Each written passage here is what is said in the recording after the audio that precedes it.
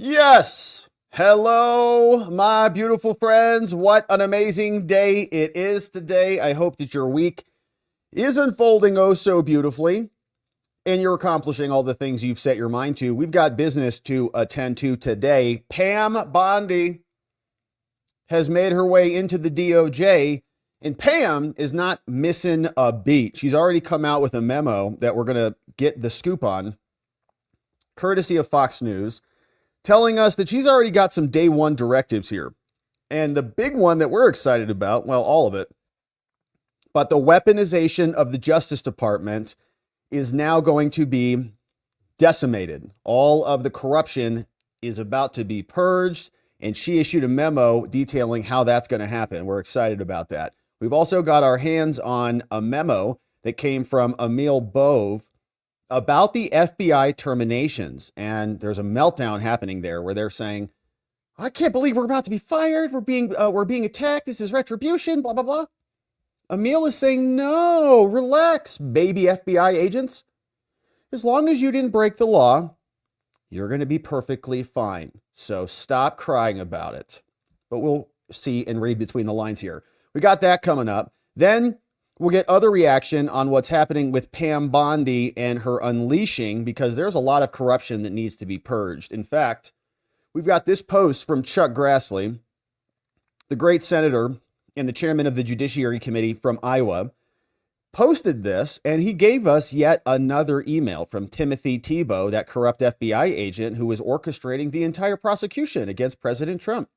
And so we'll read through this email and see what is inside and why it implicates the FBI and why this reform is necessary. So we're going to go through all of that and say congrats to Pam. Then we'll talk about birthright citizenship, because what we've got here are new filings by members of Congress to get rid of birthright citizenship for illegal aliens. And we know that the Democrats, basically on day one, as soon as Trump took office and was inaugurated, he got rid of birthright citizenship since, it's illegal. And the Democrats sued instantaneously out of Washington, and now Congress is joining in on this. And they're not alone. We've also got the states joining in here, and they're not listed at the top, which is why I was scrolling all the way down. Oh, here they are. Alabama, Arkansas, Iowa, a bunch of other states joining in. We'll read through the list as Amici, Curiae, friends of the court, to opine on why birthright citizenship is a disaster. And then some other reaction on the border. Mexico is already deploying, and Kristi Noem is just looking the part. So we'll come back on all that. But then we'll wrap up the show with this USAID scandal, because, man, it's getting more and more wild by the day. We're now learning that Politico, New York Times, and others are state media, and we're getting paid by them a lot of money. And it's not something, as a lot of folks on X are saying, it's like $44,000 from USAID. Stop being so ridiculous. It doesn't matter. Okay, we'll see, because I was looking at their little pro plan and everything it includes. And the question is, why are the citizens paying millions of dollars a year, whether it's from one agency or the whole of the U.S. government, I don't care, to these entities that then do things like cover up the Hunter Biden laptop story, which is what they did for the 2020 election. So we'll talk about that. There was this great list I came across from the American Thinker, which detailed a lot of this corruption and all of the different money that was paid out to all these, different trans things. So we'll talk about that. And then we'll see what else is happening. We've got reaction from the Democrats. Look at Cory Booker, man. Look how mad he is. They took his money. Like, you can see it in his face. It's even better without the audio. Like he's going to come bursting out of his skin. Wow. That's what happens when you take their money, when that grift goes away. I haven't seen him this mad about anything, abortion or taxes or Wall Street or illegal aliens or anything. COVID, nothing. Look at him, nuts. He's not alone. He's been joined by others. Coons is also very upset about this. He's doing the same thing, not quite as bulgy as Cory Booker, but Schumer he's gotten nuts. He's been holding up guacamole and Corona beer, and now he's doing We Will Win dances with That one congresswoman. We just talked about her yesterday, and I forgot her name already. That's how much she matters. All right. So there was also a borderline insurrection taking place at the Capitol that we'll get up to speed on. They were screaming at each other in Congress. It was a ton of fun, dunking on each other all day. It's great to be an American. And we'll see what the Democrats are doing to strike back. This was a fun post from Aesthetica over on X. We've got reaction from Karoline Leavitt, and then we'll hear from JD Vance to round out the day. And so we've got an amazingly jam-packed stream that's happening very soon, my friends. But before we get into it, of course, let's talk about that silent tax that we're all very familiar with. You know what it's called.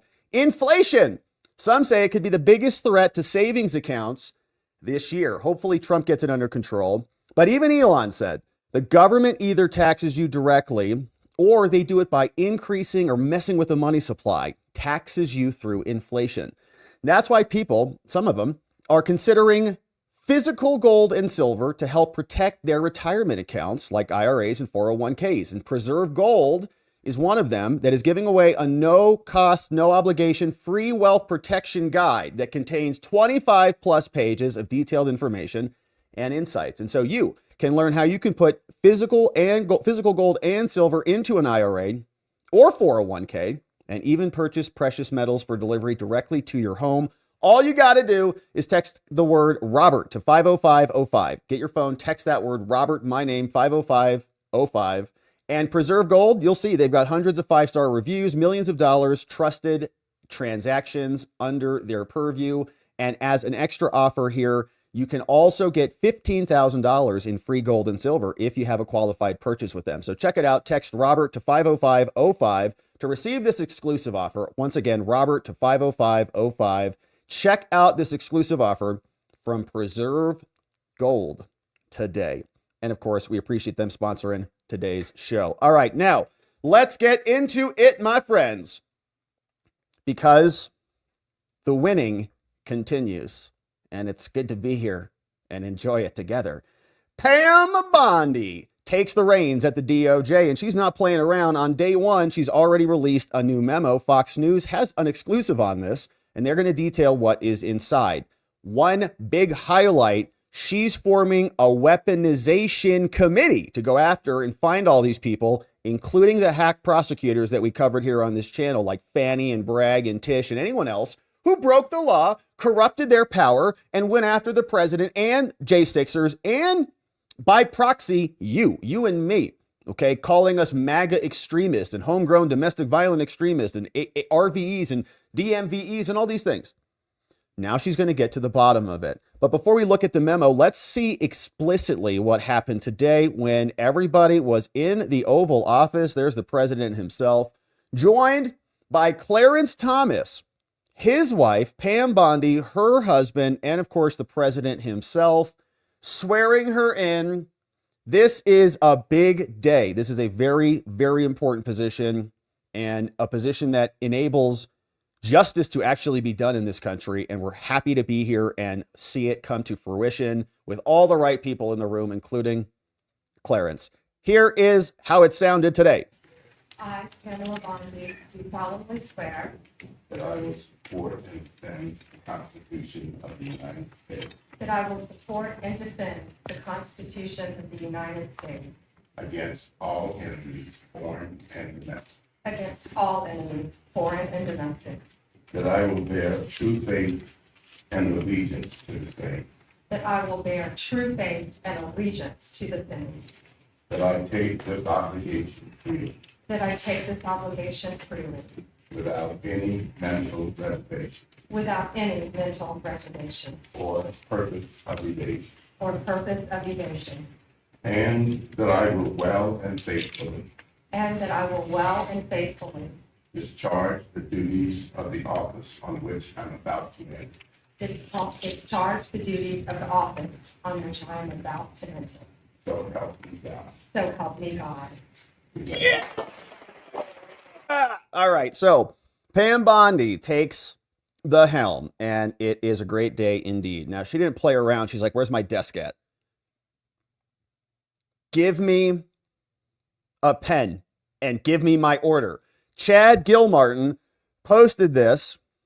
He's working at the Justice Department, looks like, with Trump 47. What's up, Chad? Shout out. Says, Attorney General Pam Bondi is already working to end the weaponization of government, secure our border, and make America safe again.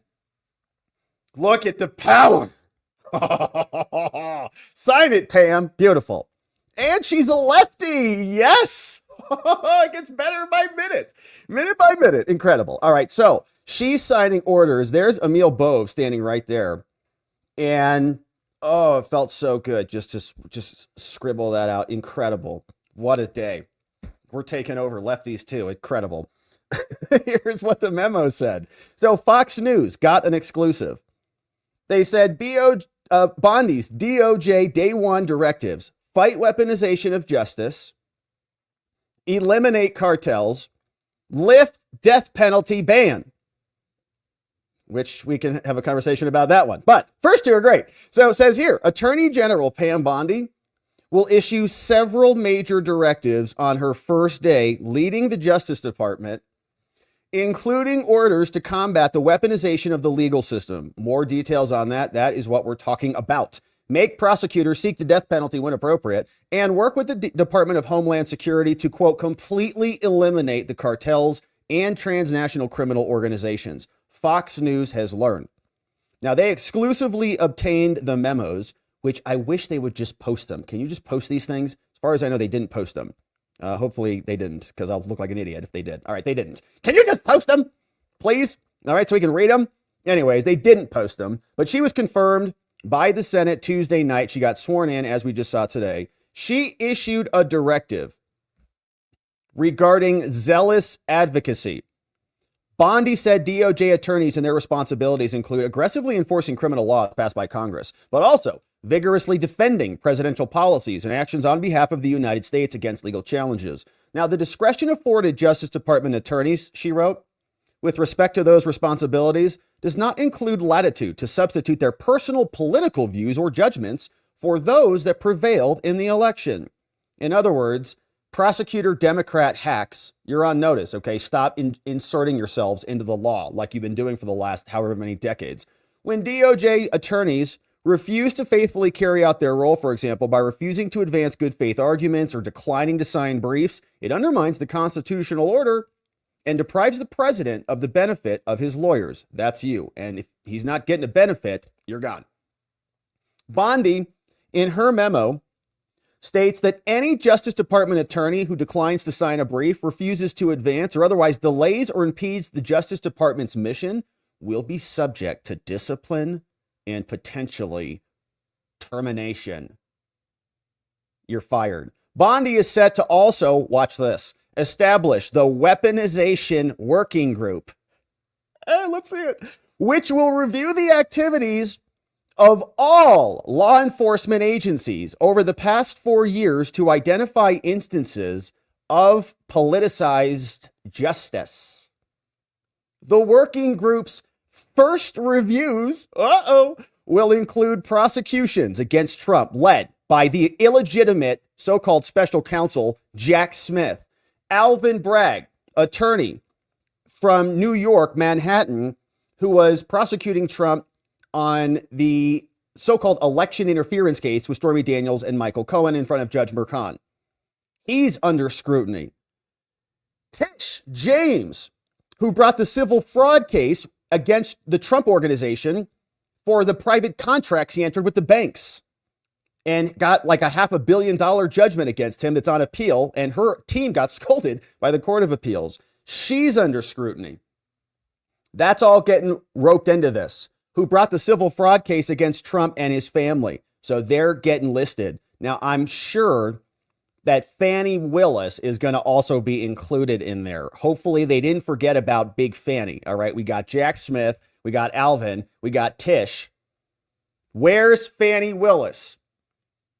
I'm sure they didn't forget about her. That's probably just not in this article. Hopefully.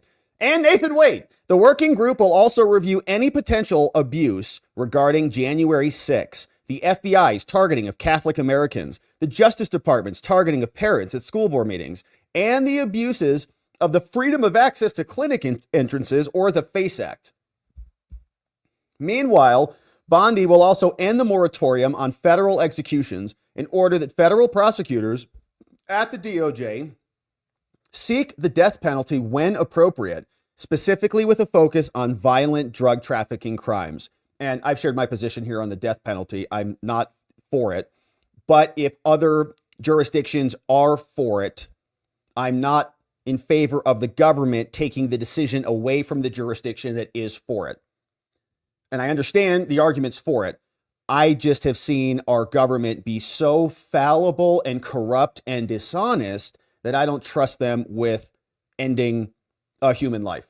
And I think that is consistent with being pro-life and wanting to default in favor of life. So that's my position on it. But what Joe Biden did, which would be to commute the death penalties and to take that decision away from other people, right? When there's finality to it, like if a family goes through a trial, their loved one got murdered and the jury sits down. Wow, this is pretty heinous. The jury believes that the death penalty is appropriate in this case. Who the hell am I to come in and override that function? Okay, right? That's a separate function. I personally would not vote for that, but you would imagine, right? You might not vote for that, but this is a whole separate point, right? So she's allowing that to happen, which I think is actually giving more opportunity right back to the justice system to deal with this issue on its own. So it's maybe more democratic, you might say, but let's continue. Bondi also ordered that the Justice Department reevaluate instances of the prior administration electing not to seek the death penalty. Bondi's also expected to rescind any DOJ policies that are not sufficiently in line with Trump's death penalty order, right? And Trump gets a little bit like death penalty heavy. I think during the campaign, he was like, yeah, remember, like, if you get caught with like a dime bag, you're dead, right? You're just executed immediately. He's like, no drugs, death to drug dealers, executions, fast executions, no trials. Everybody's like, what? Anyways, but you know, he's making a point, which I can appreciate. The move represents a major reversal for the Biden DOJ. They issued a moratorium on executions. Biden commuted the sentences, right? See, this is where I think you can have a real problem, is when there were 37 of the 40 criminals on death row, which is a weird, inconsistent argument. It's like, wait a minute. So you agree with the death penalty in some instances? So you'll let other people die? But he then commuted the sentences for some of the most vile people, right? These R's, these chomos, these murderers on death row and all these things, right? In other words, there was finality in those cases. They were expecting the death penalty to come. That was due process. That was justice.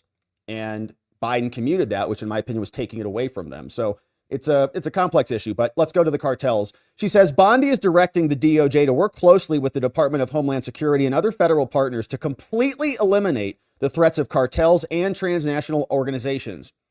When we're talking about transnational organizations here, we're talking about organizations that go across multiple countries. Okay. I know it's confusing these days.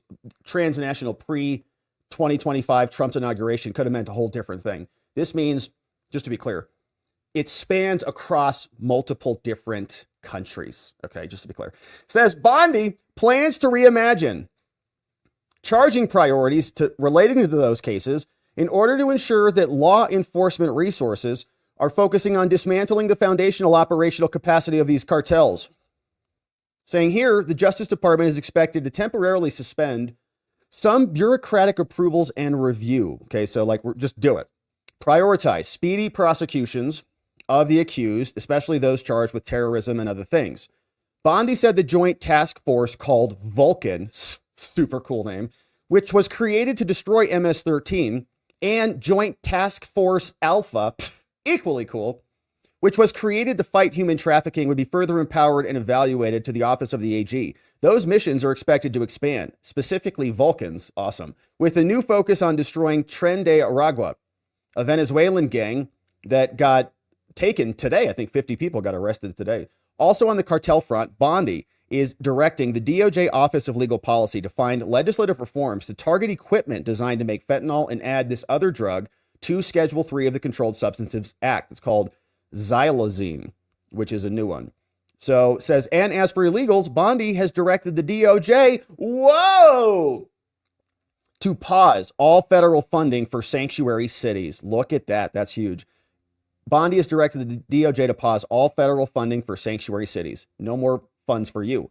Bondi has also directed the DOJ. That's like huge because that's Chicago, cities in Colorado, I think Denver, LA, many of them. She's also saying the DOJ must identify and evaluate all funding agreements with NGOs that provide support to illegals. She's also directing litigating components of the DOJ to investigate instances of jurisdictions that are impeding law enforcement, like governors who are holding illegals in their roofs, and directing they be prosecuted when necessary. Now, meanwhile, Bondi will create a new joint task force focused on holding Hamas accountable for its crimes against Jews during its terror attack.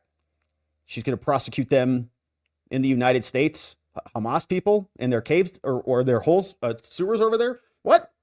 Anyways, the task force will also achieve justice for victims. The task force will pursue criminal charges where applicable against Hamas, I guess, seek the arrest and the extradition of Hamas, and investigate anti-Semitism in the U.S. She's also directing the FBI to staff the Joint Terrorism Task Force with significant experience in investigating terrorism. Beyond those, she's also directing the termination of all DEI programs at the department by March 15th. They are now DED. She also is demanding the removal of all references to DEI in training programs, specifically ending the emphasis on race and sex-based criteria and refocused on hiring solely on merit. She's also going to work with the Department of Ed to ensure that educational institutions receiving federal grants are adhering to fair admission practices. Longtime prosecutor, Florida AG, saying, I'm not going to use my position to target anybody. We're going to end the weaponization. We're going to have one tier of justice for all. We also saw that acting general deputy AG issued a memo to the acting FBI director on Friday to terminate FBI employees. And then after the directive on Tuesday, FBI babies tried to sue the DOJ so that their names wouldn't be released because they didn't want to be identified as working on the J6 cases because they used to be so proud of it. The FBI field office on X used to post every day, J6 are arrested, or give you an update. This person got sentenced to 15 years or whatever. So proud of all of their work, signing the affidavits and their probable cause statements and submitting their search warrants and all the things. Now suddenly they don't want to be talked about at all. Don't look at us. No. Meanwhile, they're spying on all of us with their FISA search warrants and so on and raiding Trump's house. So very little sympathy for them. But here is a letter that came out from Emil Bove. And this came over from this guy at FX Reagan on X. And he's a former police officer, retired FBI agent and SWAT team, former corporate security executive, now full-time author and licensed PI. Check him out, fxregan.com. He's got a little bit of a different take in his post. He says, turns out he's a little sympathetic with the 5,000 FBI agents, saying some of the large conservative posters on here, maybe like, us, will tell you things without having any experience on what they pretend to be experts about. Maybe it's like, in other words, maybe we shouldn't go fire all these people and they should stay, which obviously I disagree with, but we appreciate him sharing this news with us. He says, this is what Emil posted, acting DAG's memo to FBI employees. He says, okay, colleagues, this is from Emil Bove, acting deputy AG. I write with additional information regarding the memo that I sent to the FBI's acting director on January 31st, 2025, saying you're all done. Multiple times during the week of January 27th, I asked the FBI's acting leadership to identify the core team in DC responsible for the investigation related to J6. The purpose of the requests was to permit the Justice Department to conduct a review of those particular agencies' conduct pursuant to Trump's executive order concerning weaponization in the prior administration. FBI acting leadership refused to comply. That insubordination necessitated, among other things, the directive in my January 31st memo to identify all agents assigned to investigations relating to J6. In light of acting leadership's refusal to comply with the narrower requests, the written directive was intended to obtain a complete data set that the Justice Department can reliably pare down to the core team that will be the focus of the weaponization review pursuant to Trump's executive order. The memo stated unambiguously, and I stand by these words, that the information requested was intended, quote, to commence a review process. We're just getting started. That will be used to, quote, determine whether any additional personnel actions are necessary. So we're just gathering information. Stop being so dramatic. Gosh, go for a walk. Step outside for 2 seconds. Just tell us if you worked on the case. Stop crying and filing lawsuits, you big baby. Did you work on it or not? There's 2 lawsuits have already been filed. Like, don't tell us who, don't make us fill out this form. And then the FBI AA group is so pathetic that they were telling people to insert that little disclaimer into the bottom of that one form. Like, just shove it in that little text box right there. They're like, sir, I can't do it. It has a character limit. It's a 64 character. Just shove it in there. All these FBI people, right? It's like, they're so petrified about what they've done. Here's what Emil says. Let me be clear.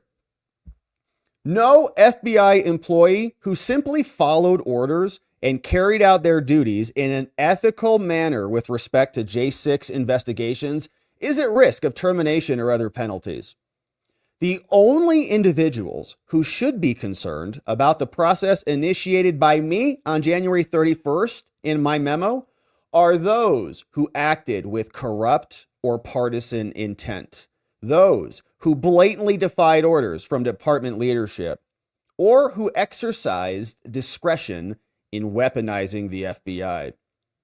There is no honor in the ongoing efforts to distort that simple truth or protect culpable actors from scrutiny on these issues, which have been politicized by the Bureau, harmed its credibility, and distracted the public from the excellent work being done every day. If you have witnessed such behavior, says Emil, I encourage you to report it through the appropriate channels. In closing, I am extremely grateful for the service and sacrifices of those in the FBI's ranks who have done the right thing for the right reasons. You will be empowered to do justice as we work together to make America safe again.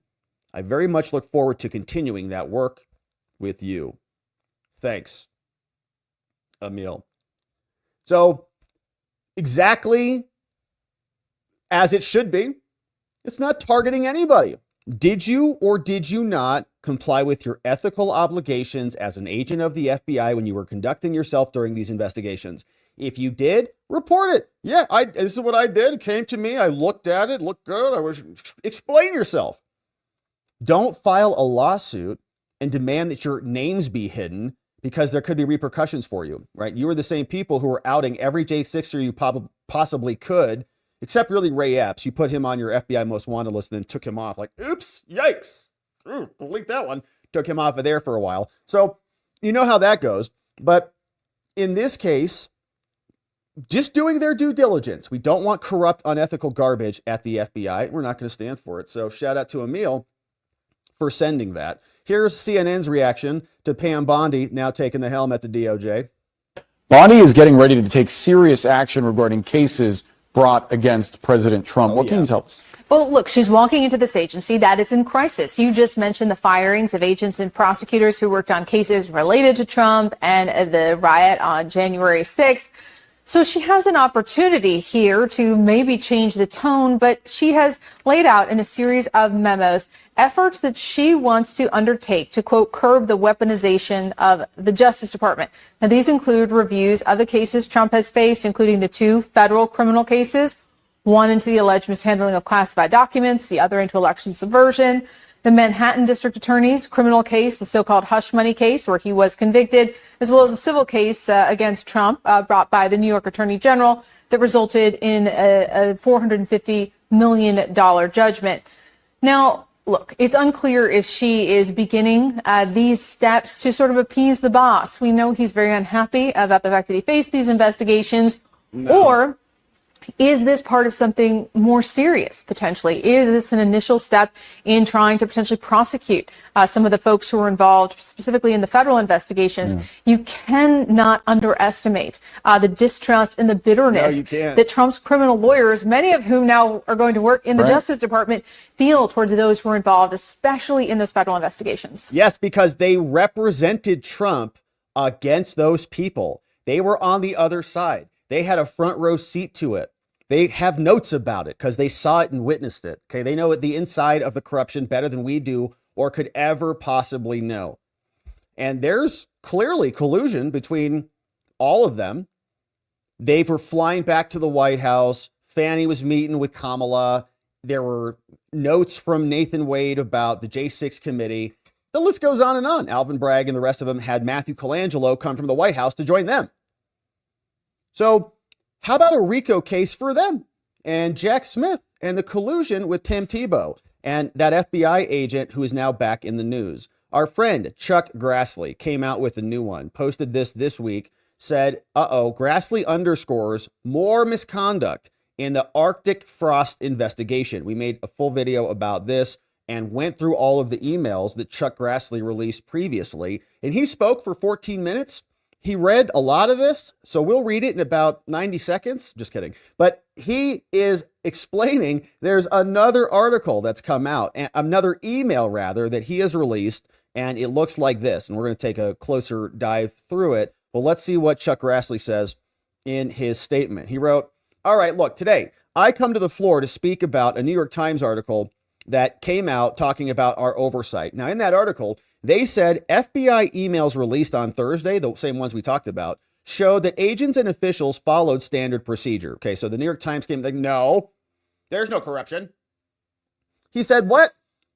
The article written by these two from the New York Times, Grassley said, can be summed up like this: a big wet kiss to the politically biased leadership within the FBI. And now we know why that is, because the New York Times and Politico and a lot of these other entities were getting paid by the government.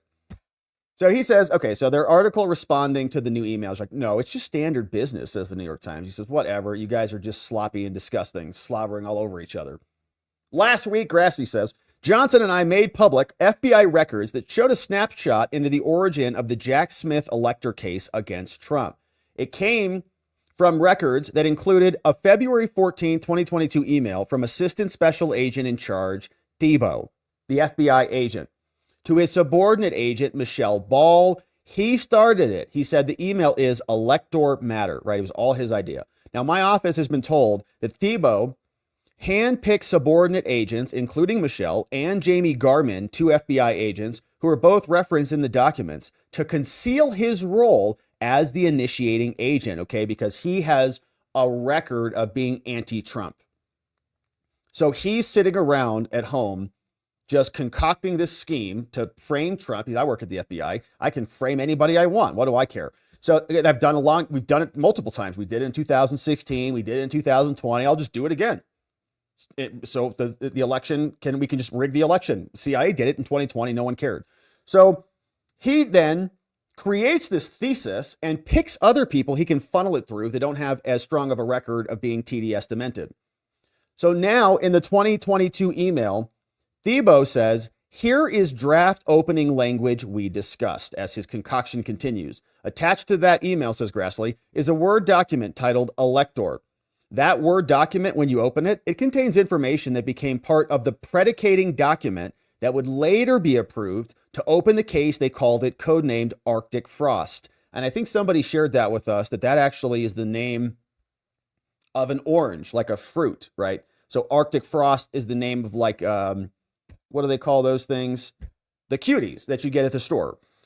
Something like that, right? So, it's like Orange Man, Arctic Frost. So he is the person who is initiating this whole thing.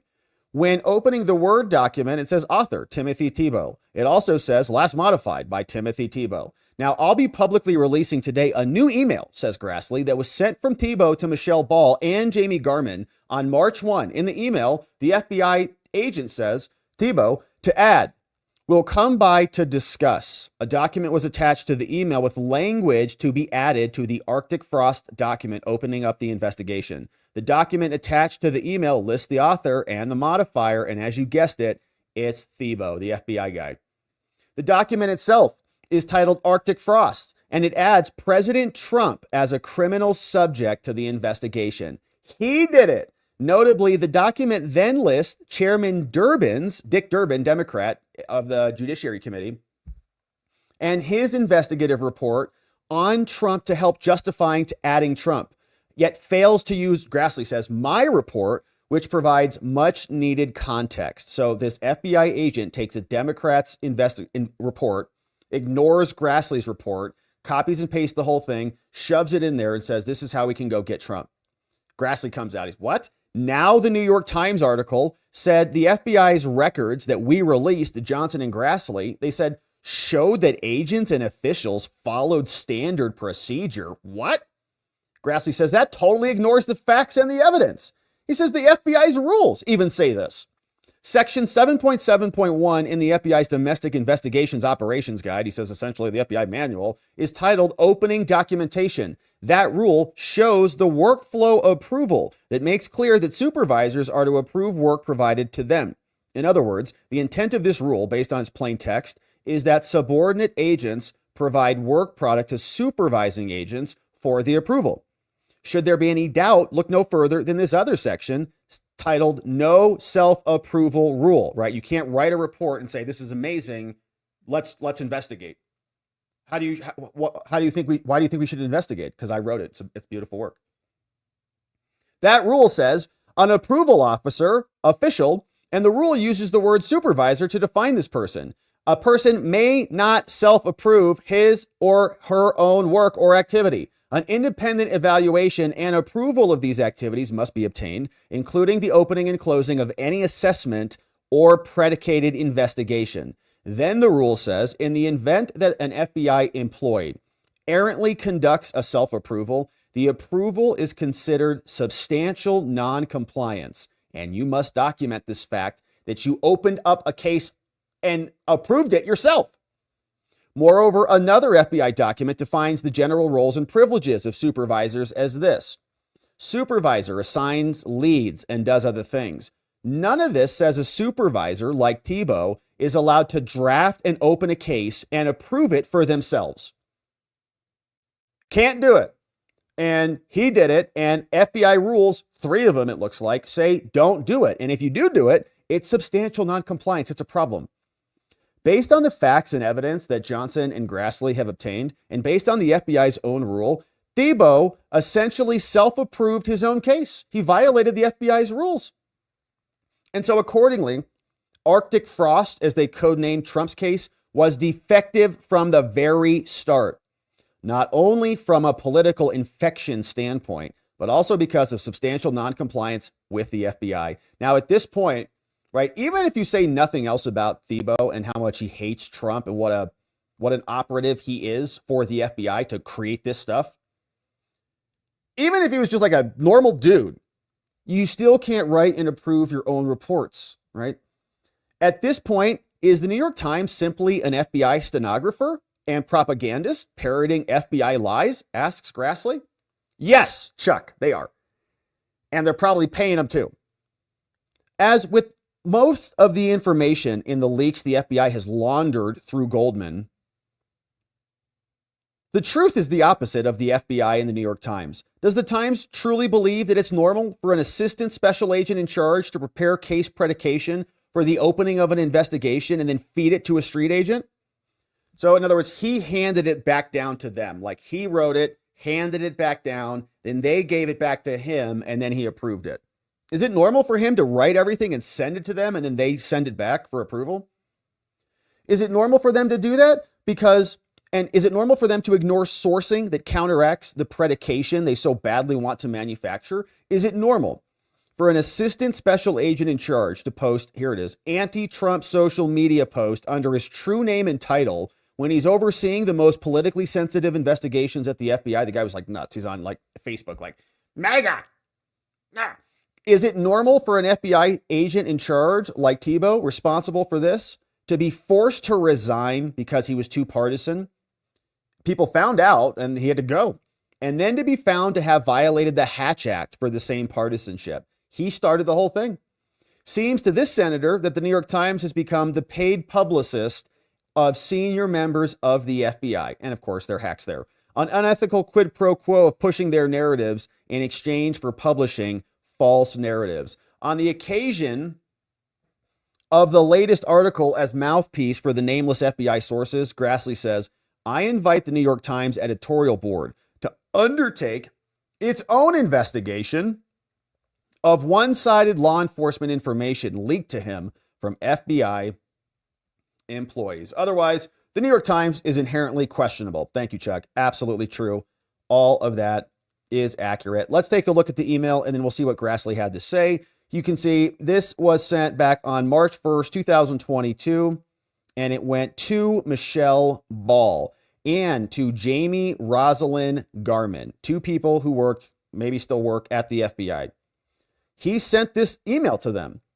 Arctic Frost 1. To add, we'll come by to discuss, ... Don't want to put that in writing. You open up the document and guess who wrote it? Seen down here, bottom right on your screen. Timothy Thibault, right there. Author, last modified, Timothy Thibault. Don't you hate that metadata? He didn't even scrub the metadata. What kind of an FBI agent is he? So you see, he writes all of this, right? This is his little report, little addendum. Says, here's the relevant info. Trump conspired with others, named and unnamed, to provide knowing statements. Those actions by Trump was part of a campaign to coerce Mike Pence. This is the beginning. This is where it all started, from this one nut. And then he fed it to his lower level agents, and then they fed it back up to him, and he approved it and launched the whole thing. Can't do it. So here they continue to write, on November 7th, media outlets declare Joe Biden the winner, then Trump, right? All of this then gets parlayed and copy and pasted right into Jack Smith's report. According to Rosen's testimony, they tried to present a plan. The DOJ was advising legislators. And so Trump, right? He urged legislators to overturn this, and then he just continues, right? So he started it. So this is like his little midnight thing. Like, you get like those, like, oh, I'm feeling really creative tonight. Yeah, I'm just going to like write this out. It's like flowing, baby. You just get out of the shower, like brain's cleared out. Like, yeah, it's perfect. I should go to bed, but no, I'm jamming. He's like jamming. Sends it out. He says, oh, this is so good. This is even before ChatGPT, now it's like, wow. So Electoral College refers to ... He's going to finish it out. And that's going to be the indictment of Trump, ultimately, by this corrupt FBI agent, in my opinion, who was trying to siphon this back through his lower level subordinate agents and then self-approve it in violation of the FBI rules. And they all ran with it. Everybody else who saw this come through thought it was great. Went up to Merrick Garland. Presumably I would guess, talked to Joe about it. Maybe he didn't. We don't still know what happened there. But he says, sure, prosecute him. Same type of garbage happens with the Mar-a-Lago case. Jack Smith comes in, absorbs it all, leads those cases into the gutter. So let's listen to a little bit of Chuck Grassley. We'll let him close this out with just a minute or two, because he is not happy. He's saying Pam Bondi and Kash Patel are going to come in here and clean this up. Now, what Patel is all about, by President Trump appointing him to the FBI director, is simply to see that none of this stuff that I've discussed with you and in previous speeches on the floor of the United States Senate ever happens again, and that the FBI is going to be a law enforcement agency and not a political weaponization organization. And I say that about the people that are on the 7th floor of the FBI Hoover FBI building. I'm not condemning the people that are working FBI cases in Iowa or any of the other 49 states, because they're doing their job.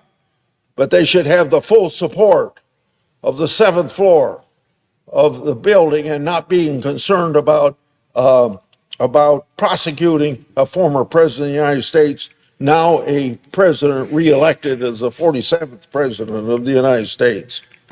All right, so man, Chuck Grassley was very, very agitated, as you can see, and rightfully so, doing the distinction between the 7th floor and the boots on the ground and all that stuff. Well, we remember those guys were the ones who raided Trump's house, kicked in the doors of J6ers and more. But Pam Bondi, Kash Patel will be here to clean it out. All right, so now let's talk about what else is happening. We saw that Pam Bondi is going to be dedicating resources to the border, is going to be dismantling funding for sanctuary cities. And another question that we're going to have is what her DOJ does with birthright citizenship, a very important issue that is now drawing some attention. And we've got two interesting filings here. Congress now weighing in on the birthright citizenship battle. the Democrats, the day Trump got inaugurated, said that they would file a lawsuit to oppose his executive order ending birthright citizenship, stopping the practice whereby a person who is illegally in the country has a baby and they claim the baby has citizenship. It's been a practice in this country for whatever reason. I think it is not how the constitutional structure is embodied. And the Democrats sued Trump as soon as that executive order went into effect. This is a response from members of Congress in support of Trump, okay? The state of Washington and others suing Trump, suing the DOJ, Congress now coming to support him, and members of Congress filing this response. It's not just members of Congress. We also have states like Iowa and 17 other states are coming in and saying birthright citizenship, as it's currently interpreted and in practice, let's say pre-Trump, is unconstitutional, is not lawful. Trump's interpretation is in fact correct. Birthright citizenship for illegals is not valid. So we'll read through both those things. We'll see that Mexico is already mobilizing, and Kristi Noem is representing the DHS. So let's take a look at this filing that came in first from members of Congress. And let's see who is a part of this filing as we scroll down. Here are their names. All right, Your Honor. We're here as 18 members of Congress who serve on the Committee of the Judiciary, one of our favorites. Chairman Jim Jordan is leading this with Andy Biggs, Chip Roy, Brandon Gill. We got Troy Niels, Lance Gooden, Victoria Spartz. What's up, Mark Harris, Scott Fitzgerald, Robert Onder, Harriet Hageman, who beat the crap out of Liz Cheney over there in Wyoming, Tom McClintock, Wesley Hunt, Glenn Gruthman, Ben Klein, Russell Fry, Michael Baumgarter, and Bram Knott. Bunch of people all joining in. They say, look, we've got a strong interest in the outcome of this case because Congress, as a co-equal branch of government, wants to uphold the Constitution. And specifically, historical records confirm that the 14th Amendment does not confer citizenship on children of aliens unlawfully present in the United States. Because of this, an alien who seeks political rights as a member of this nation can rightfully obtain them only upon terms and conditions set forth by Congress. But Congress has never granted citizenship to the children of aliens who are not lawfully present, right? This is subject to the jurisdiction thereof. Now, thus, the other branches are forbidden from conferring citizenship on their own. And the court should deny the state's motion, in this case, it's Washington State, from stopping Trump's executive order from going into effect. All right. They give us the background. The 14th Amendment confers citizenship. Here's what it says. On any person who is both, one, born or naturalized in the United States, and two, this is the part they always like to dot over and forget about, subject to the jurisdiction thereof. Each requirement matters. The first clause has been construed to exclude those born in U.S. territories despite being literally in the United States. And jurisdiction invokes the historic doctrine of licentia, meaning a person must owe direct and exclusive allegiance to the sovereignty, and in turn, the sovereign, in other words, the state, must consent to the person's presence. Okay, so this comes up a lot, subject to the jurisdiction thereof. The Democrats say, well, they're here in this country, and obviously we can round them up and put them in jail. So they're subject to our jurisdiction because they broke the law and we can enforce the law. That's way too basic, okay? Yeah, we're enforcing the law that they're breaching. That doesn't, like, they don't get the benefit of being subject to the jurisdiction because they're breaking the law. If they're subject to the jurisdiction, they've almost subjected themselves to the law. They're saying, hey, we're here, we're complying with the law, we're following your terms, you are the sovereign, you have the power, and we're abiding.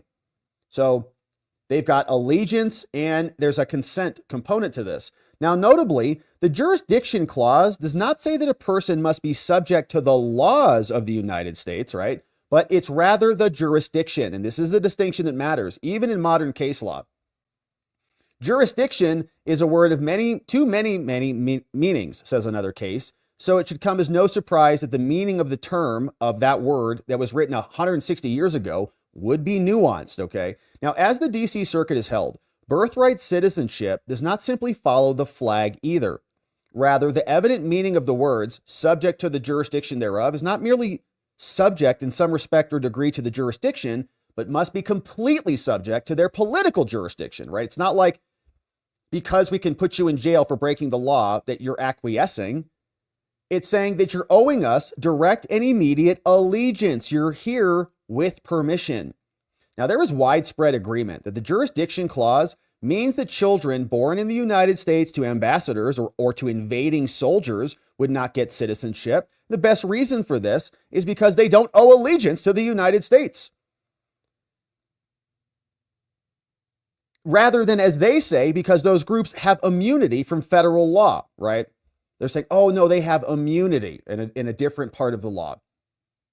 But it's actually more basic than that, right? They have allegiance to another sovereign. As explained in more detail, there's a wealth of support for this argument that shows that also applies to those children who are illegally present, because they, like ambassadors, do not owe total allegiance to the United States. In fact, they're citizens of their home country, and they owe at least divided allegiance to them. And they also have birthright citizenship of their own in many instances. Allegiance is also reciprocal, and we need to talk about that. That person must be present with the consent of the sovereign. And this case comes up all the time. Wong Kim Ark, they say, oh, look at this. They granted a person who was born to immigrants citizenship, but they were here lawfully. But illegal aliens and their children are present in the United States without consent, okay? Wong Kim Ark was born to parents who had lawful residency in the state. Early English case law also supports this concept of total allegiance and its role in citizenship. And even the senators who drafted and debated this stated that children of aliens or others owing allegiance to anybody else would not receive citizenship. That understanding extended for decades after the ratification of the 14th. And some modern scholars also argue that the core purpose of the citizenship clause was to include grant of citizenship to all those lawfully in the United States, born to those lawful in the United States. Now, because the 14th Amendment does not confer citizenship on the children of illegally present aliens, and because Congress has not done so by statute, the other branches cannot confer that on their own. The executive order here that Trump put in place is properly in law and should not be enjoined. And they're going to give us some interesting details. Let's just do a little bit of this. In Calvin's case, which the Supreme Court later cited, Lord Coke, okay, this is back from our English friends in 1608, explained what subject to the jurisdiction means. He noted that it is nec calum nec salum, neither the climate nor the soil, but the allegiance and the obedience that makes one subject to the laws, not the fact that you just drop a baby geographically on some soil somewhere. Jurisdiction is not just turning on simply the territory or whether you're subject to the laws, like yes, we enforce the laws. If you're invading, we're going to try to keep you out. But by breaking the law or like being prosecuted by the law, that doesn't make you suddenly citizenship worthy, right? When your baby comes out. As the DC Circuit has explained, it means within obedience or allegiance, right? Allegiance to the king. Other professors have explained that as well. And we've talked about this in the 14th Amendment, explaining the history of the jurisdiction clause begins with the Civil Rights Act in 1866, which stated if you're not subject to any foreign power, right, and excluding Indians and those other cases. But there were serious doubts about this, and the earliest draft of the 14th Amendment came out and applied a lot of background on how this works with Indians and more. And they're giving us the history of this. Let's just see what how they want to leave this. Here, they say the plaintiff is relying on the Supreme Court case, right? So this is kind of the main anchor for their arguments, which is Wong Kim Ark. Their reliance is misplaced. The court tied allegiance to permission and consent to the parents being permanently present in the United States. Illegal aliens are not present with the consent of the United States, And it makes little sense to rely on Wong Kim Ark. That occurred, and that involved a person who enjoyed, parents who enjoyed permanent domicile and residence, right? They were allowed to be here. And that's why they found the way that they did. The court concluded that foreigners owe the requisite allegiance to the United States when we allow them to be here permanently. They acquiesce. One need not decide whether that was fully correct on that score, but it still resolves the question here, right? Some people also say that this should be extended further. It's like, no, you don't get, your baby's not a citizen until you're a citizen. If you're just here temporarily, your baby's here temporarily with you. That's not what Wong Kim Ark says. If you're here lawfully, even though you're not a citizen, you have a baby, baby's a citizen. So you can move that line in whatever direction you want to. They want to move it more towards illegals even, right? Are here subject to. But that's not what Wong Kim Ark said. And so the reason I keep hammering on that point is because we don't need to undo a bunch of precedent. In other words, the Supreme Court just needs to say, yeah, we'll just keep Wong Kim Ark as status quo. There you go. And allow it to ride. They say Wong Kim was fully correct because the test it imposes still resolves the question here. It's about consent and permission to be here, and illegals don't have it. The executive order at issue here also excludes children of lawful permanent residence, right? And we reread Trump's executive order, and it's in compliance with the 14th Amendment. Plaintiffs rely on a few broad statements, but ironically, the opinion itself cautioned against these statements in the case itself. And others have noted that others in the dissent, with the sole dissenter, said that Wong should have never become and is not a citizen because of other things. So modern scholars have signaled that they agree with this jurisdiction clause. They give us some other scholars. Professor Eistricher talks about it. Modern jurisprudence has also addressed this. The DC Circuit held just a few years ago that the concept of allegiance is in the 14th Amendment.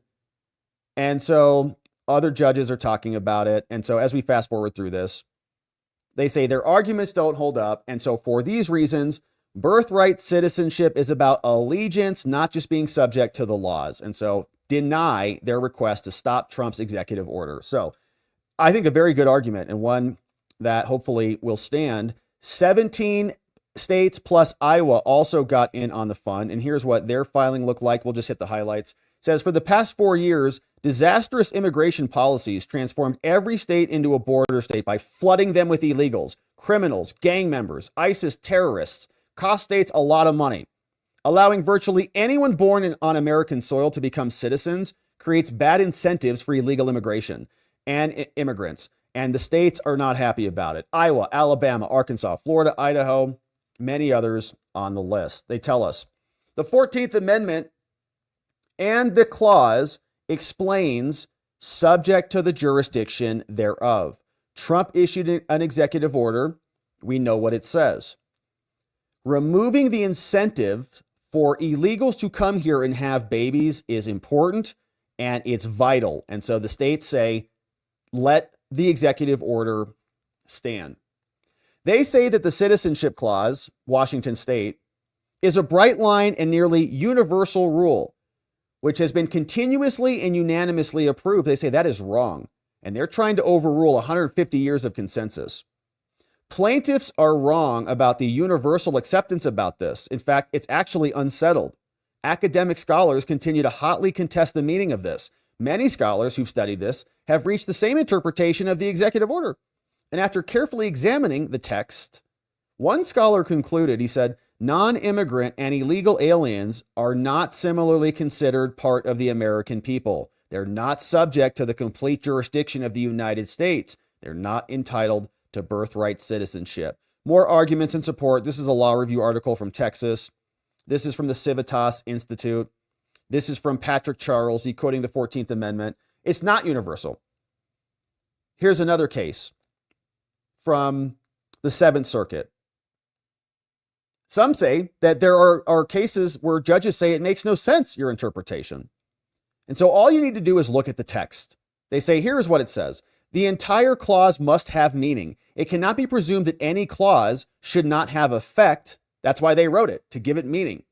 Subject to the jurisdiction thereof does not mean, as they say, that you must comply with U.S. law. Like, that's not what that means. You break the law, or you must comply with the U.S. law and you break it, and then suddenly you have the privilege of having a baby in the country. That doesn't make any sense.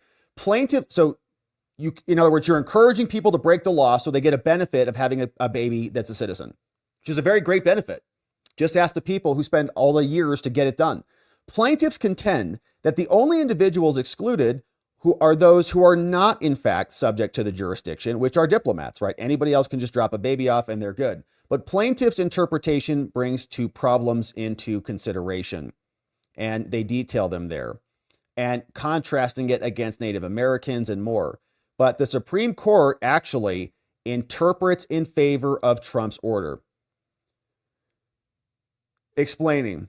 Their first decision on this was Elk versus Wilkins, and they were explaining what subject to the jurisdiction thereof means. Let's fast forward to see what their Wong Kim Ark stuff. Here it is.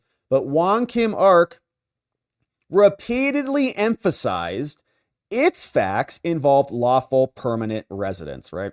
Even stressed this. So long as they're permitted to be here, then we'll allow the citizenship. Another useful contrast can be found where the Supreme Court found that a minor daughter living in the U.S. for 9 years did not automatically become a citizen when her father was naturalized because she was in the country illegally. The court cautioned that naturalizing parents affects minors only if dwelling in the U.S. to show a boundary line, right? And there's more case law that goes on here. Trump's executive order actually reduces harm to the state. So now we'll get into some public policy. Besides being wrong on the law and Constitution, this will cause birth tourism to increase, and it's going to attract illegal immigration. As the founder of the drafter of the 14th Amendment noted, the amendment was not to establish new rights, but to protect and enforce those which belong to every citizen already. The costs surrounding these births are massive. Trump's order is going to reduce the cost.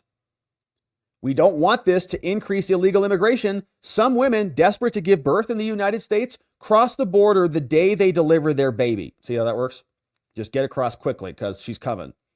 One border hospital administrator witnessed mothers about to give birth walk up to the hospital, still wet from swimming across the river in actual labor, dirty, wet, and cold, here to have a child in the U.S. It's sick that we cause women to do that to themselves, like incentivizing this. It's sick. Some women even give birth at the border just minutes after illegally crossing. Attracting illegals here imposes significant costs on the states. For example, between 225,000 and 250,000 U.S. births in 2023, about 7% of all births, and more than births in any state besides Texas or California, were to illegal immigrants. Look at that number. That's a lot. Michael Dogan, up to 250,000 born to illegals. Massive numbers. States bear many costs associated with this. Texas estimates they spend 30 to 38 million. Many others say more. This one says up to 90 million. Lifetime fiscal drain, $68,000 maybe per illegal. And that does not include the cost of every extra crime that they commit. Total cost for states is enormous. When healthcare costs, public education, welfare, other state programs, and more, $115 billion each year because of illegal immigration. Almost a full Ukraine. Unbelievable. For a state such as Iowa, the cost of illegal immigration has been more than $100 million for decades. And to be honest with you, I think this number is like probably, 10 times that. Babies born in America to illegal aliens will also impose costs to states throughout their lives. These babies likely would have been born in a different country, but as American citizens, they may participate in state welfare, get state health care, state driver's license, incur costs from each of those programs, then, education and more. Birth tourism is also booming. Some estimate that between 20,000 to 26,000 birth tourists visit the United States each year. Some pay $100,000 to come here and get their kids born here. Criminal activity has accompanied this as well. Federal prosecutors recently obtained conspiracy and money laundering convictions for birth tourism companies. States have been and will continue to be harmed by this. And so for these reasons, you should find that what Trump did with his executive order is lawful, totally in purview of Supreme Court and American precedent under the 14th Amendment, and find accordingly. Now, at the border, we can see, meanwhile, we have Mexico is agreeing to build the wall, but they're sending humans to create a human wall. And here is what the report looked like as they're mobilizing now. Just before 9:30 Tuesday morning, 250 Mexican National Guard troops arrived in Tijuana. This video from our reporting partners, Televisa. A few hours later, after noon, another plane with another 250 military personnel. Their arrival at Air Force Base number 12 in Tijuana, a base just south of the border between the two U.S. ports of entry. If they want to play the game, I don't mind. We can play the game all they want. The troops' arrival comes just a day after President Trump announced a pause to the 25% tariffs on Mexico. Nice. So they're there. We're happy to see it. Otherwise, those 25% tariffs are coming back quickly. Here's Kristi Noem.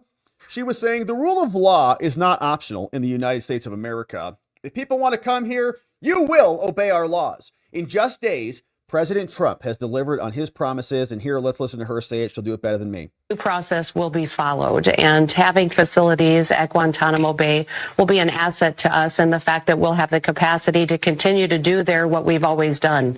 We've always had a presence of illegal immigrants there that have been detained. We're just building out some capacity. So we appreciate the partnership of the DOD in getting that up to the level that it needs to get to in order to facilitate this repatriation of people back to their countries. So remember that Guantanamo Bay, clearly by this president, has said that it will hold the worst of the worst, that we are going after those bad actors. This last week I was in New York City. We were going after people that had warrants out for their arrest on murders and rapes, assaults, gun purchases, drug trafficking. In fact, we had a member of TDA that was one of the ringleaders that we picked up that week had been trying to buy grenades. These are the types of individuals that we are targeting. We're removing from communities, and that could end up having a stay at Guantanamo Bay before they are returned home to their countries to deal with. All right, so plans are happening to make sure that the deportation continues on, and Kristi Noem looking fabulous while she's doing it.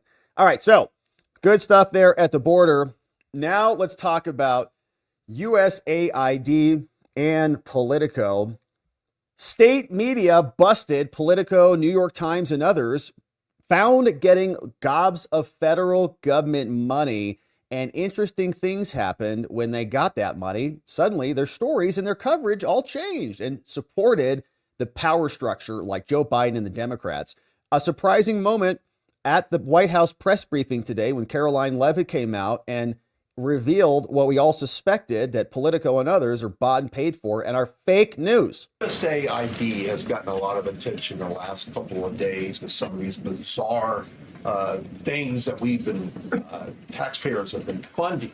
Now it looks like there are a couple media outlets that have been dragged into this conversation as far as USAID funding as well. Does the president have any comment on that?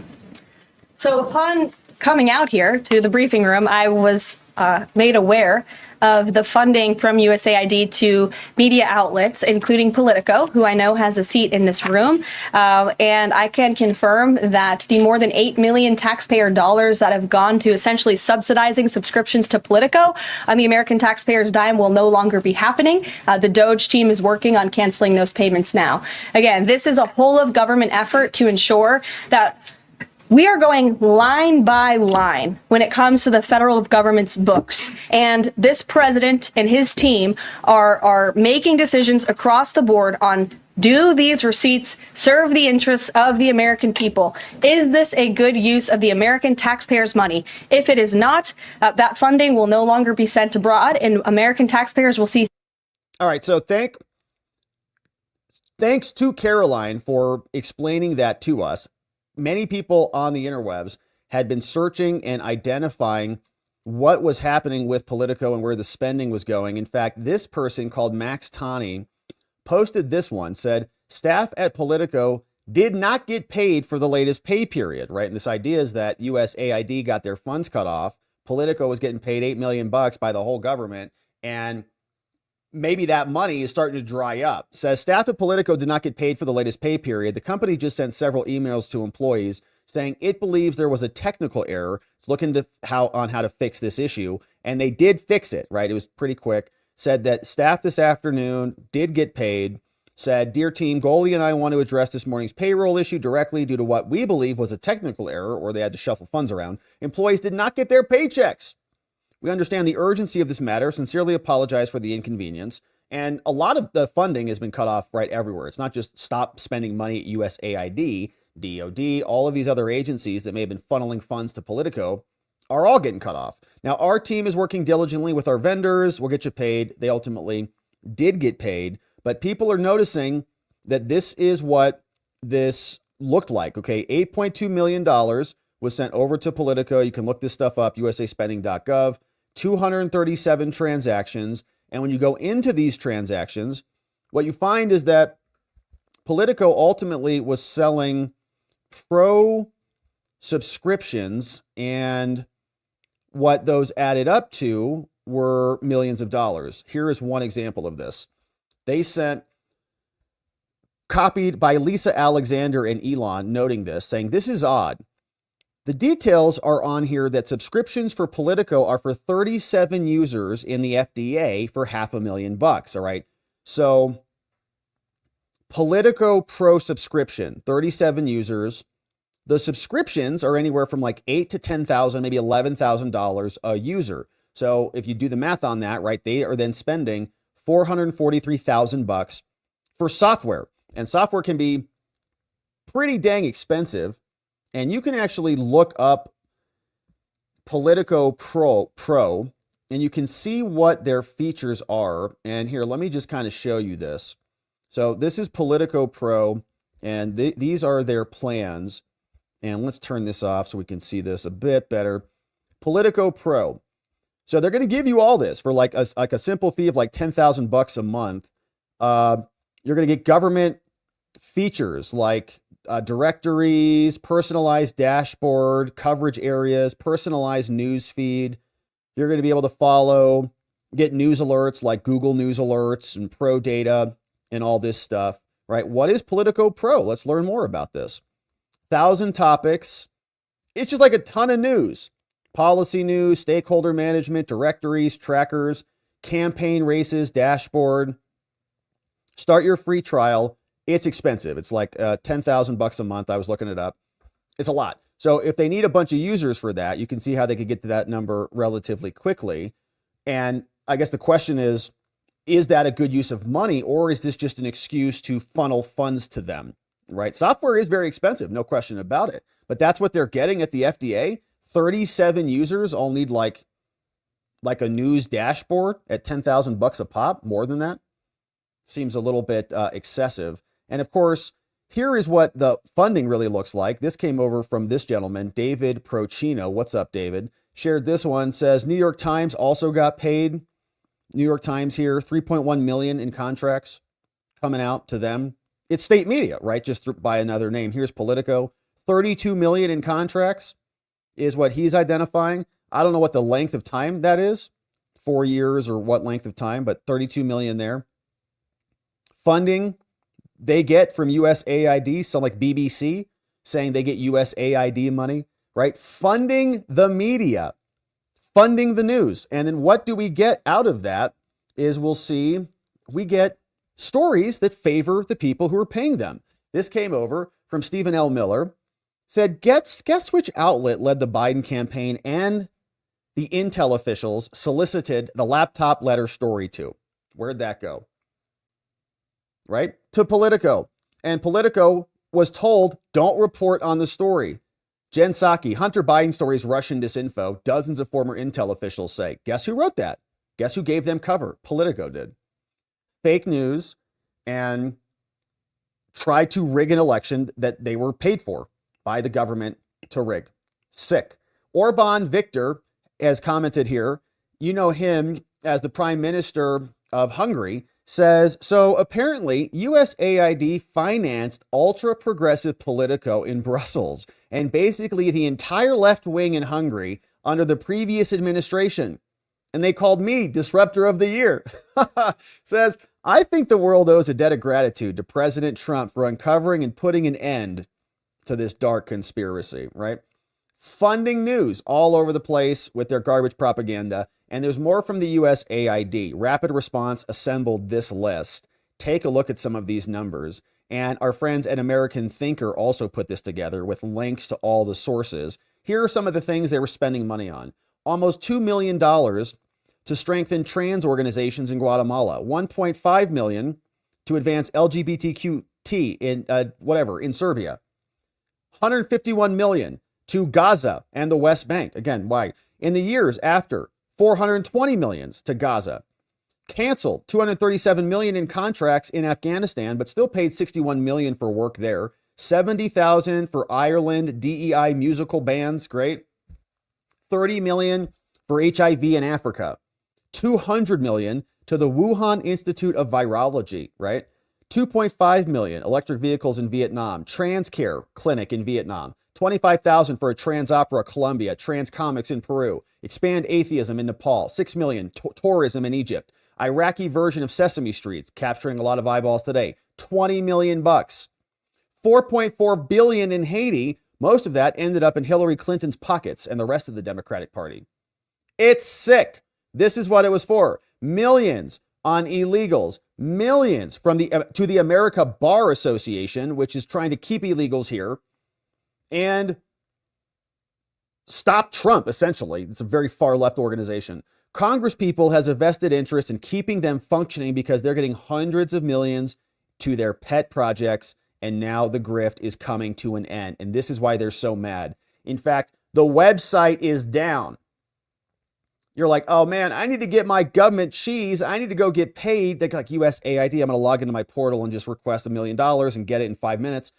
It's done.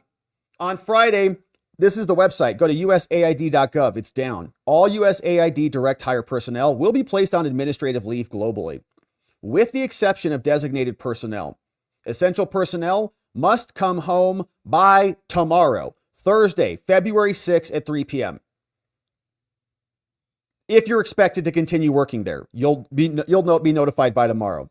For USAID personnel, if you're currently out of state, we're preparing a plan, and you're going to have to come back within 30 days and provide for termination of the contracts. The agency will consider exceptions and so on. Further guidance will be coming soon. Thank you for your service, but you're done. Goodbye. USAID.gov is now out, and they are so mad about this. Here was Cory Booker losing his stinking brain over this outside of Washington, basically insurrecting your eardrums. Here's what they sounded like. This must be a coalition that grows and grows and grows. There can be no bystanders in this fight. It is time that we understand the only thing necessary for wrong to triumph is for right to do nothing, for right to be silent. And so understand this. There are legislators walking through here, but these are the ways we're going to fight. For this. All right, like, look at his face. That's how mad he is. I've never seen him that mad before. Here's another one from Chris Coons. They dragged them all out today, one after another. If Elon Musk wins and our foreign assistance completely ends, who will cheer and who will win? The cartels will win. We'll cheer. Terrorists will win. Russia will win. Oh. China will win. This effort is not efficient. It is not sane. It is not respectful. And it does not make America safe. So let's pull together and tell the real story of foreign aid and the ways that it saves lives, advances our values, and makes our world a better place. Thank you all very much. All right, so he came out too. And then the last one were these two. This was actually from yesterday. And this is just amazing. So Chuck Schumer and this other congresswoman, here is what they looked like and sounded like yesterday. We will win. We will win. We will win. We will win. We won't rest. We won't rest. We won't rest. Okay. We won't rest. All right, so that's Democrats. Chuck Schumer and that other woman, that's what they sound like. So they're having a tough time. Now, they also had a full-on protest out there today. So you can see this is what it looks like. Quite a lot of government people, I guess, just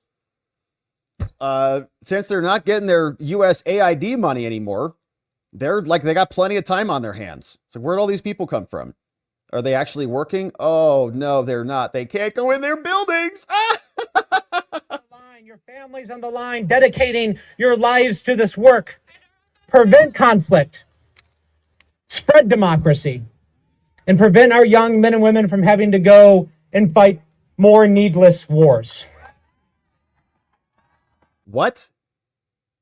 You're the same people lecturing us about Ukraine. So yes, the assault of Elon Musk and Donald Trump and his billionaires and the energy executives is not an accident. They want to gut these efforts to make money, to make profit, to spread instability around the world. To save money and to enhance America, to not fund foreign grifts. Will not let it happen. You have some fighters here behind me. We are here because we are prepared to fight. We will litigate, we will organize, we will communicate, we will use all the leverages available to us during the appropriations and budgeting process. We will fight hard with you and for you. Thank you. Let's get it done. They do not like it when you take their money. The entire Democratic Party is coming to a crumbling halt. They can feel it, and they're trying to take it out on Elon. We want to subpoena Elon, and we want to dox his staff, and we want to make threats to them and all these things, and it's not going to work out for them. I don't think that they have the constitutional underpinnings to accomplish what they're claiming they can accomplish. So instead, they're just throwing a hissy fit. This is a woman in Congress who tries to make a point of order. And when you make a point of order, you're not supposed to run your mouth and talk garbage like she tried to do. Mr. Chairman, I think it's outrageous that this committee will not even entertain a motion. No, you state your, Chairman, that's not a point of order. Somebody No, who's I breaking the law agree. and Point of order. dismantling our federal agencies. Data, out of and you order. will not Out of order. even Out of entertain order. a Sorry. motion The to bring motion this is to when this is President demagoguery. This is over. Are in favor of tabling. Yes, signify- let's have order in this country. Stansbury, you're out of order. You know you're out of order. You know the rules of this committee. There's been a motion. Mr. and a Elon second to Musk is table. out of order and dismantling. He's out of order. I call the question. Elon Musk. There's been a motion and second. Mr. Pathetic. Mr. Elon Musk, he's not even here. So you can see they were making a lot of progress here. Here was another rip about getting them shrinks and therapy dogs for the Democrats in Congress. Mr. Chairman, would it be possible to get some therapy dogs in here for my colleagues on the other side of the aisle? We could ask Mr. Raskin Shrink to. I'm worried about their mental stability. Mr. Chairman, would it be possible to get some He called out Jamie Raskin's shrink in there. Isn't that a violation of HIPAA to say that Raskin needs therapy? I don't doubt it, but maybe shouldn't have mentioned that on the congressional floor. What is it, just one therapist? Like, how many therapists does he have? Do they specialize in TDS? Are they certified? I hope so. Here's a great update from Aesthetica. He says, all right, talk to a friend who has connections within the Democratic Party. And he said the level of panic over Trump and Elon shutting down USAID is unlike anything he's ever seen. By following the money, DOGE has struck a killing blow to the heart of the Democrat deep state machine. Here's a direct quote. This is worse than 9/11 for Democrats. USAID is the primary vessel they use to achieve their political agenda. USAID is and always has been the primary source of funding for their influence peddling schemes and for their indirect sources of income. Here's another text. Based on the reactions from within the party, it seems to me that dismantling USAID is Trump's biggest political victory to date. It was his enemy's golden goose. Same source told me during the campaign, well before it was public, that Kamala was losing internally. Trump had his information, so he says this person's good. They're plugged in. Another important addition. He said initial plans by Democrats is to have their people at USAID hide the partisan funding under unimpeachable offenses like, saving grandmas from dying. You're like, wow, how much money do you need? We love our grandmas. How much do you need? Funding under unimpeachable initiatives. They will push back really hard on certain line items that on their face look like reasonable expenditures and hide their political spending under these programs. Tags Elon. Looks like the whole thing needs to be thrown out. And here's more. Another likely solution from the Democrats, which they already use to reward VIPs, is to use the NGOs. as an intermediary to direct the funds where they want them to go. So basically, USAID allocates funds for certain initiatives that look reasonable. Then Democrat-friendly NGO is contracted to carry out the initiative. NGO 1 then subcontracts VIP, which is another NGO owned or operated by a political ally or a Democrat. Eventually, the funds reach the secret intended target and the original problem is not solved. This means they can continue to rinse and repeat this grift. Says if Trump and Elon want to stick this to them, they need to completely shut down the USAID, fire the entire staff the party has constructed so their allies can't make waves and blend in. Says USAID is 99% Democrats, and they will not be able to save it without risking internal sabotage. And Elon responded to this and said this right here, noted. Thanks for the heads up. So shout out to Aesthetica for that interesting thread. And this is anecdotal and a couple days old, but the reaction that we've seen from this certainly feels like that. Like the panic from them is unlike anything we've seen recently. They get very upset about a lot of things, but they're very upset about this. Here's more from Karoline Leavitt explaining what Elon does, why he's lawful. And by the way, I think we read the executive order here. There was like a trillion of them. I can't remember. But the DOGE executive order, they were just repurposing another agency. So the agency already, they renamed the Digital Services Agency something, whatever it was. They just renamed it. It's all lawful. They just put different people under that agency in charge, got funding from Congress. It's all legitimate. So they're just throwing a temper tantrum about nothing. Here's Karoline explaining. If you heard that type of violent, enticing rhetoric from our side of the aisle, from Republican leaders on Capitol Hill, I think there would be a lot more outrage in this room today. It's unacceptable, the comments that have been made by these Democrat leaders, and frankly, they don't even know what they're talking about. Because President Trump was elected with a mandate from the American people to make this government more efficient.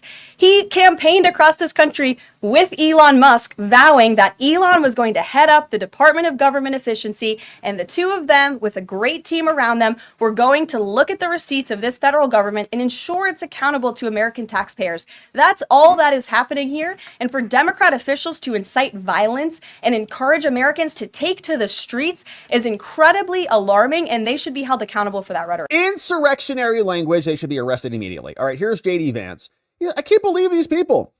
They're so upset about losing their money, but why are they sending tax dollars all over the world to promote atheism, transgender comic books, and undermine religion throughout the world? How did America get to the point where we're sending hundreds of thousands of taxpayer dollars abroad to NGOs that are dedicated to spreading atheism all over the globe?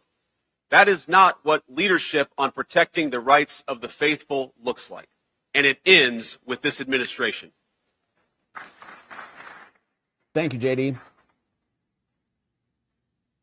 And I'd add that part of our protecting religious freedom initiatives means recognizing in our foreign policy the difference between regimes that respect religious freedom and those that do not. The United States must be able to make that distinction. We must be able to look at the catastrophes, like the plight of Iraq's Christians over the past 3 decades, and possess the moral clarity to act when something has gone wrong. JD looking good, sounding good. It makes sense that the American taxpayer dollars should be used to further American interests around the world. The American people just elected President Trump, JD. The people now taking over USAID. Elon's a part of that team, right? And the vision is to build a better America free of the corruption. The problem is you make the grift in the gray area. You make your money in the madness. And that's what the Democrats have been doing for years. Now it's coming to a close, and that's why they're crying and hysterical about it. And we couldn't be experiencing any more joy. Kamala was right. All right, now let's see what you have to say about all of this. If you're just joining us, we had a fun stream today. Let me do a quick recap on what we covered. Pam Bondi is now in the House, rather the DOJ. We're excited about that. She issued a day one memo that is unleashing the fury on Tish James. Remember her? She took her shoes off and grossed out Alina Abba in that courtroom. Alina was like, oh gosh, what is that? Stinking up the whole building. Alvin Bragg, corrupt, bought off by Matthew Colangelo, who came in and reinstigated the entire case. We hope Fani and Nathan are on the list too, but certainly Jack Smith is as well. So all of them going to be under scrutiny for what we know are violations of their oaths and the American justice system. And there don't need to be big investigations here because Emil Bove was on the receiving end of it. Todd Blanche, going to be deputy AG, was on the receiving end of it. Pam Bondi has worked with Trump for years, knows exactly what he went through down there in Florida. So they're in big trouble, and they should be because they're criminals. We also saw a memo went out to the FBI by Emil Bove, fun memo saying whiny crybaby FBI agents, don't cry so hard, okay? If you didn't do anything wrong, don't worry about it. As long as you had no corrupt or partisan intent, you're good. We know what that means. All 5,000 of them are fired instantly because they all acted with partisan and corrupt intent. We know it. He knows it too. That's why he wrote that in there. So that's fun. We also read from Chuck Grassley and heard from him and how he explained that Timothy Tebow, a supervising agent, fed the Trump prosecution to underlings and then approved the investigation himself, wrote the investigation, then approved it in violation of multiple FBI manual guide rule books, calling it substantial noncompliance, but he did it because he's corrupt. Timothy Tebow, in my opinion, is a corrupt person who had to resign from the FBI to cover up for his malfeasance. Then we read through two interesting birthright citizenship cases so that we can stay apprised on this issue. We've got Congress that is now joining in on the fun, defending Trump's executive order, saying that birthright citizenship for illegal aliens is not lawful. This was 17 states plus Iowa. And then in the other briefing, we had a bunch of Congress people, mostly from the Judiciary Committee, who were signing in on this one. And I was trying to avoid that, but all right, you know who's on the list. We talked about Kristi Noem. We also saw the Mexican government is now shoring up the border as expected. Then we went through USAID, saw how corrupt Politico is, how they're having a difficult time paying their people, getting millions of dollars from the US government and covering up the Hunter Biden laptop story, amongst many other things. Viktor Orban came out from Hungary saying good riddance to them. And we now know that millions and thousands of dollars funded to all these various different organizations is going to go bye-bye because the website is now offline. Democrats are fuming mad. Cory Booker is going to have that vein in his forehead explode. Coons is not happy about it. And Chuck Schumer is dancing with that one congresswoman. All right. And so now, my friends, it's time to hear from you and see what you have to say about all of this. Thank you for joining us on this beautiful day and this beautiful midweek stream. It's been jamming this week. I hope you're having as much fun as I am. Let's see who is here and who is joining us. Thank you for sending these donos in. Thanks for becoming membos. Show note tomorrow. Membos stream will be 1 hour earlier tomorrow. 1 hour earlier tomorrow, Membos stream. It's going to be a short, tight stream. Got an appointment tomorrow. I have to go get my checkup. Make sure my blood pressure and all that stuff's good. Found the new doctor here in Prescott. So that's going to be fun. I'm looking forward to it, actually. It's going to be fun. So Membos 1 hour earlier. And then I'm going to go make sure my blood pressure is back to normal since we won the election. All right, let's see who's here. So that's a note for members. But Membos, become a Membo. We'll see you tomorrow 1 hour earlier. And we'll make sure we get that in. All right, let's see who's here on the day. We had some great comments coming in. Starting off with, where did we leave off this morning? This one. Yes. Okay, starting off today. Hey, what's up? Here's a good meme. Wednesday show. It's Elon pulling the mask off Politico. But it's not Politico, it's USAID. And I would have gotten away with it too if it wasn't for you pesky Xers. Thank you for that. Knox is here. What's up, Knox? Hey, happy Wednesday, all. I laugh when I think about how the aesthetics at the U.S. Attorney General's has changed. It's like from Grandma Garland to Baywatch. That alone makes this change a welcome change. I know, it's fun. It's interesting. It's like,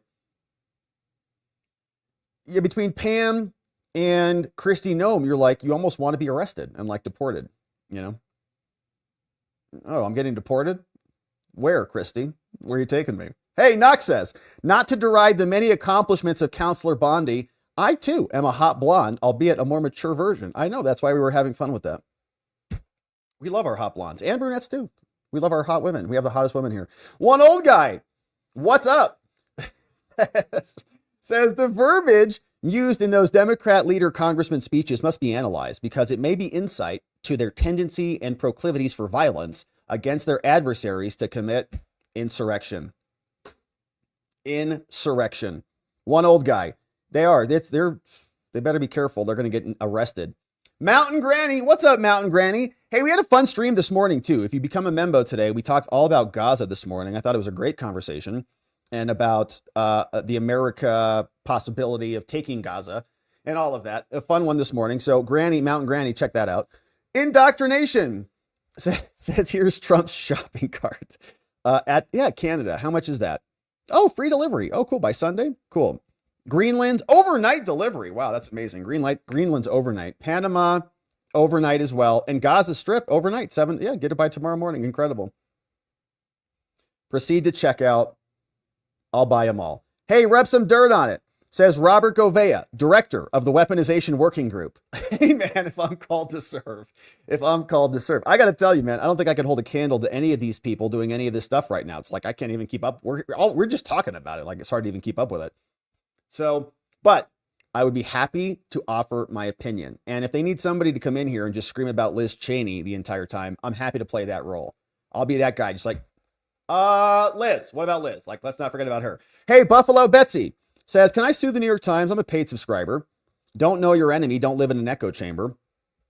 And know your enemy. Have been for several years. They're federally funded without disclosing that. And I pay for a subscription. I'm essentially paying twice. Intentionally misleading, not to disclose federal funding. And also, why should I pay twice? Once with my tax dollars, second with my voluntary paid subscription. LOL. What in tarnation? I love that phrase. What in tarnation? It's a good question. So you'd end up spending a lot more money hiring a lawyer and filing a lawsuit rather than just canceling your fee. And, you know, like even if you got damages, they'd be like, well, how much are you out of pocket? You know, like $150 for your subscription fees over a couple of years or whatever. So it's probably not worth a lawsuit. But it might be just fun to do it just because they suck. Hey, Knox is here. Some group doxed all of Musk's team's auditors team. Well, good. Hopefully they get investigated and arrested for committing crimes. Leonard says conservatives must focus on keeping elections honest. The people do not want this Democrat absurdity. The Dem hysteria will never win an honest election. And I think that's why they're so freaked out about USAID. It's like the Democratic underpinning. It was AstroTurf. They were paid. It was all fake. We saw this and we called this out completely. When Kamala was doing her run, we go, what the hell is this? It's all fake. There's nothing even real. You could see it on the people's faces. You could see it on the people she was talking to in the interviews. Like you could read their expressions and their micro expressions. Just you look at oh God, they don't even believe this woman at all.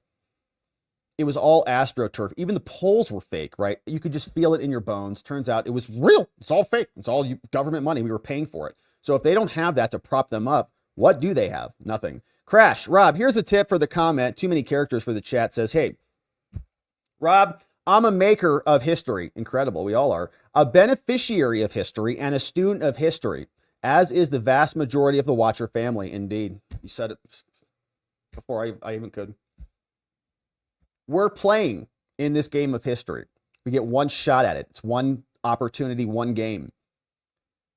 So we can stand by and be observers, or we can participate. That's why we're here. We're participating, and we're being part of the conversation, which is the very thing that our founding fathers and our mothers and sisters and brothers and daughters all did back during that era, was to engage in the conversation, stay civically minded and active, and push back against tyranny when it emerges. And when we do it, we're victorious. Says the Democrats are none of the above. They lack the requisite understanding, empathy, and humanity. Some may not even be human, no pun intended. It's true. Democrat animals like dogs and cats too can be Democrats.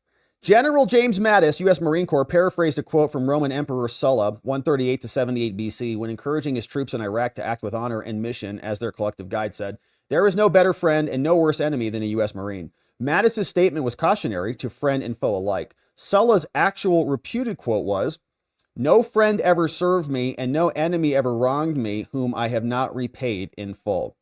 Stand by, payment in full is underway. From our friend Crash in the house. Crash, thank you for the very nice donut today and for the great comment. I do think it is important to be a student of history. And I think oftentimes what I see in the left is that they want to reject history, or let's say tradition or precedent, and re-envision a new utopia, idealistic world that is usually a total disaster for everybody. They throw out, I think it's a very foolish thing to just throw out the wisdom of our forefathers, okay? To just forget it. Like this is a better idea, and like you're so brilliant, nobody's ever thought of this before. It's a disaster, it's egoistic, and it usually causes disaster. Text Rick, what's up? Rob, hey, Robbie. Whoa, Text Rick, thanks for calling me that. That's what my mom calls me. I like it. Hey, another great show in the golden age of winning, and more winning. It has been great, Text Rick. I've got joy coming out of my ears. One old guy's opinion says, deep state in the DOJ, DHS, and the entire executive branch are cooked. They did this in Ukraine, Syria, and Libya. Did what? Political coup funded by USAID. It will come out. It was done during JFK, and now Trump. This old guy, thank you for that, one old guy. This old guy on Local says, I awoke this morning with a tremendously great idea. Along with the other shakeups at the FBI, I'm proposing that the Hoover Building be immediately renamed the Grassley Building. It has a nice ring to it. The Chuck Grassley Building, for holding the FBI accountable for all these years. I think it's a great idea. J. Edgar Hoover was a piece of work. And that building, he should not have the honor of having any buildings named after him. And the fact that the FBI show up every day like J. Edgar Hoover, J. Edgar Hoover, J. Edgar Hoover, it's like the energetic frequency of that building is negative just by virtue of the name. And they all walk in and out of there and now talk about, doing justice. Like, no wonder they're corrupt. The building's named wrong. One old guy says, IAs are afforded due process in an administrative criminal process like deportation. There must be an application to enter lawfully if they want to be here legally.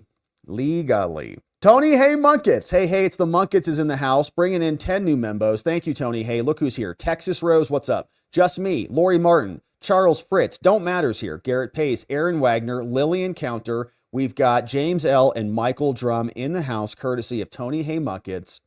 Hey.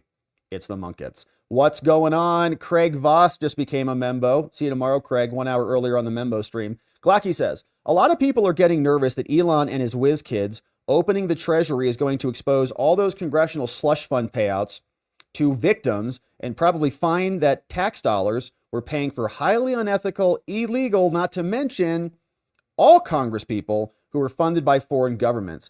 Elon might very well be making a black book with all their secrets that Trump can use for payback. Yeah, I think that's probably the reason why they're suing. They know that they're going to be exposed and they just don't want that to be public. Glocky, was it a congressional act or was it the CIA who said it's classified information on how many people work there? Why is it legal for a tax-funded organization to hire the number of employees that it has? Also says it's happening. Says Denmark could let Trump increase the military presence in Greenland. Yeah, and then once we have our military there, it's basically ours. Hey, what's going on? This old guy says, it's always technically an issue when your federal grift deposit doesn't materialize. So I guess describing it as a technical issue would be true. That's right. Yeah, it's a technical problem. What's the problem? Well, there's no money in the bank account. Yeah, technically, that is a pretty big problem. Why is there no money in there? The government didn't pay us. Womp. Thank you for that, this old guy. Knox says, Mike Benz explains that the things like calendars and drag shows were done on the cheap. Like they made one video, one calendar, a cover for funneling money to foreign operatives. Yeah, you're just going to go, you need $100,000 for this repair. You go slap a coat of paint on it, you're done. Philip Coggins, the USAID website should just list where all the money went, who spent it, and what it produced. Yeah, the person, Data Republican, I believe it's a she. She's been doing amazing work assembling and programming all this data and has been doing an awesome job on that. So check that out if you haven't already, datarepublican.com. Philip Coggins, lots of details there. Ray Ronk says, the level of corruption is making the CCP look like kindergarten level politics. I know, we have like a whole system for it. It's like official. It's like an official corruption vessel that everybody's playing a part of. And they're all getting paid. China, I think it's like a little bit more probably under the books, maybe. And they find people, they like execute them immediately. Like our Congress, everybody's like, oh no, everybody does it. You should do this. It's like peer pressure. It's like we should have DARE for Congress. Don't do corruption, Congress people. Say it a million times. So they don't engage in it because they're all getting peer pressured. Everybody's doing it. No. Just form an NGO. It's just call it whatever you want. Doesn't matter. Eugene Sands, 7 months as a member, says 2 months to go. The bump is getting big now. I'm excited, Eugene. Can't wait to meet him. 7 months as a member, new baby coming soon. Thanks for hanging with us full term. Glocky, bruh, the DNC elected David Hogg to be their vice chair. Of course, they're going to go on TV and scream about transsexual Eskimos not getting Sesame Street dollars. They're so out of touch. Just think, Trump wins the youth vote, and they're seeing the Democrats act like this over fraud, waste, and abuse. Good luck to the 2026 Democrats. Yeah, they're not quite figuring it out yet. Here's this. The entire world will collapse into complete chaos without the USAID is one option. Other option is USAID is only 0.7% of the budget, so stop caring and stop looking about it. Democrats don't know which ones to press. They're conflicted. We need it or we're all going to die, but it's not worth anything, so it's not that important, so don't look. One old guy says, Jamie Ratskin in the house. Glocky shared this one. Remember when they said that the unvaccinated should be put in camps? That was like 3 years ago. People don't forget. No, we do not forget. Yeah, they said we're going to have a winter of misery and death and die, and they said we shouldn't have access to doctors and all these things. They were sick. They were sick about it. Now they're like, don't fire us when we broke the law. Give me a break. Hey, what's up? Chubby says, when a member is so absurdly out of order, they should be put before an immediate censure vote and forfeit their committee chairs. In regards to the Raskin therapist comment, it was in response to an interview he'd given where he talked about how they had to bring in therapists to help members after the last election. Oh, yeah, I remember that. Thank you, Chubby Stubby, for reminding us. I remember that. Yeah, Raskin. Now, all their people, like they need to, like, we were joking, like hopefully they have a team of like a university researchers or something to come in. Maybe we can figure out what's going on in their brains for once. Unlikely. Glocky, I'm waiting for all these grants to be found in Act Blue accounts. Yeah, and Act Blue is a whole nother area of the grift with their bot donations. Rick D says, go, Mr. Secretary. Sharing this link. Madam Secretary, with all due respect, she said, Secretary Duffy said, big news. Talk to DOGE team. They're going to plug in to upgrade our aviation system. She says they have no relevant experience. Most of them aren't old enough to rent a car. You're going to let them mess with airline safety that's already deteriorated on your watch, says Hillary. Oh, Hillary's coming back out. Maybe she'll lead the Democrats again. Madam Secretary, with all due respect, experienced, quote, Washington bureaucrats are the reasons our nation's infrastructure is crumbling. You need to sit this one out. They said with all due respect, so I guess that is nice. Glocky's sharing this one. Thank you, Glocky, for that one. Says, here's another one from Glocky. Trump could really cause the media to melt down in 1 week with one simple award. Trump could do this and they would just go through the roof. Oh, you want to see this? Here it is. Dun, dun, dun, dun. Civilian Presidential Award for Kyle Rittenhouse. They would go nuts. Hey, what's up? Gons is here. 14 months as a membo. Thank you, Gons, for hanging with us for 14 months, over a full year, coming up on 2 full babies there. Says, keep up the good work. Thank you, Gons. We appreciate you. Norman Lee Smith Music. Trump and Elon are literally doing what I would. Yeah, you'd go through line by line, cut the fat, trim the fat.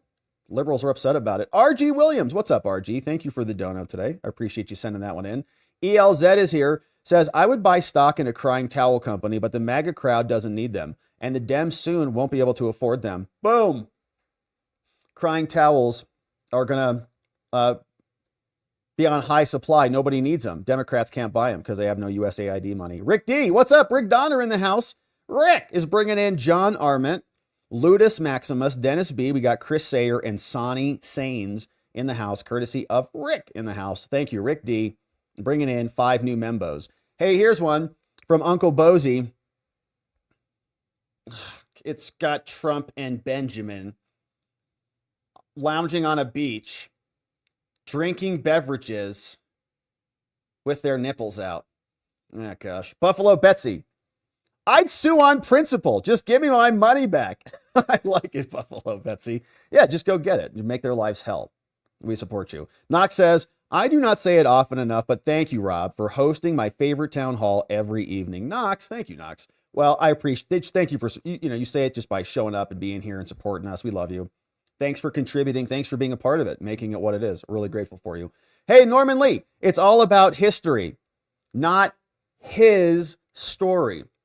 Yeah, and you've seen like a lot of these like lefties, they're like, it's called her story. So all his story should be her story. We just relax for 2 seconds. Is that what you're making your life about? Changing the word his story into her story? You don't want to rewrite and change a whole lot. Okay, write your book with your little words and good luck to you. Wendy Sloan says USAID is like the economic hitman. Regime changed by using NGOs to weaken the other nation's population with harming social programs. Same in the USA. Yeah, and I think that's what many of the foreign leaders have actually communicated. Bukele in El Salvador was like, we don't want this. They fund opposition regimes. Why would we want that at all? Thank you, Wendy. Great comment. Glocky says, good Lord, the federal judges are out of control. You should read the first paragraph, what the judge said. This is the second federal judge to rule on birthright citizenship. Yeah. And there are, I haven't read that one, but the last one, they just come out and they say, oh, obviously birthright citizenship applies to illegal aliens. Well, what's your basis for that? Why? Because everybody's just been granting it and they've been processing illegal babies as citizens. They shouldn't have been, but they have been for years. So they're just like, well, everybody does it. So therefore it's constitutional. Clearly, what's your legal argument? Do you have one? You don't. Tony Haymunkett says, they can cry all they want, but the Dems are done. They're scared. We had to listen to their bullocks for 4 years when they were in power. Now they have nothing. We did it. We got Trump back in. Now it's time to celebrate. You're right about that, Tony Hay. And they had a lot of power, right? They had full reign for a while, and we tried a bunch of their insane ideas, and they got rejected resoundingly. And they're still doubling down on it for whatever reason. I hope they do. NY says, this is huge. Trump may have taken out WAPO, Times, Politico, misuse and receiving government funds, and the conspiracy to do so. Trump should start building the jails now. Well, we don't even need them because El Salvador will take them. We can just send all of the New York Times journalists down there. Will Crump, hoping Pam can get Bragg, James, and Willis good. Yeah, they deserve to be fully investigated. And if they committed unethical misconduct, should be held accountable for it accordingly. Tony Haymunkett says, I truly want them to prove the cheating in 2020. There's no way that guy won. From Tony Haymunkett. We'll see what they do on that. We haven't seen much on that, right? But maybe we will. God Bless America says, remember the FBI said the shooter donated to Act Blue? We will find out who actually did it, or if it was nonsense. From God Bless America. And my friends, thank you so much for sending those in. Great comments, lots of fun, and we appreciate your support here. Let's see who is joining us on X. We'll say hello, and then we'll wrap it up on the day. Of course, we're going to go over to watchingthewatchers.locals.com for our after party and debrief. We'd love to see you over there. If you care to join us, let's see who is on X as we wrap it up. We got this one from B. Torn. Says, can Bondi file a violation of rights charges against the Trump lawfare participants? Probably wouldn't be like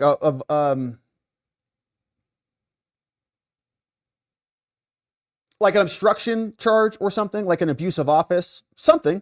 Yeah, probably could on something.